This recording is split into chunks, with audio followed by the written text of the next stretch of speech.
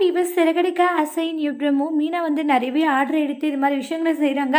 அதனால மீனா ஒவ்வொரு நாளும் வந்து படிப்படியே மேலே இருக்கிட்டு போகிறாங்க. இதெல்லாம் பார்க்கும்போது விஜயாவுக்கு பொறுக்கவே இல்லை. விஜயா ரொம்ப கோவமாக இருக்காங்க.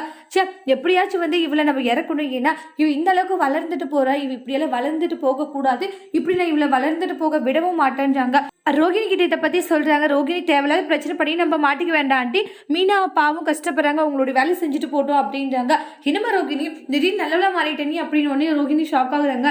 ஆண்டி நான் என்ன கெட்டவளா இருந்திருக்கு? இல்லம்மா, அந்த மீனா பொறுத்த வரைக்கும் நம்ம சில விஷயங்களை செய்யணும். ஏன்னா அவள் வந்து நல்லவளே கிடையாது அப்படின்றாங்க. பாவம் மீனாவை ஒவ்வொரு டைமும் எந்த அளவுக்கு கஷ்டப்படுறாங்கன்னு சொல்லிட்டு மீனாக்கே சப்போர்ட் பண்ணி பேசிட்டாங்க. அப்போ விஜயா இருந்துட்டு, ரோகிணி நானும் பார்க்குறேம்மா, என்ன நீ அந்த மீனாக்கு இந்த அளவுக்கு சப்போர்ட் பண்ணி பேசிட்ட, நீ இப்படி சப்போர்ட் பண்ணியெல்லாம் பேச மாட்டியே, என்ன விஷயம் அப்படின்னு சொல்கிறாங்க. இல்லை அது வந்து என்ன வந்து போய் இல்லை, இதெல்லாம் பார்த்தா ஏதோ சம்திங் ராங், ஏதோ தப்பாக இருக்கே அப்படின்னு சொல்லிட்டு விஜயா சொல்கிறாங்க.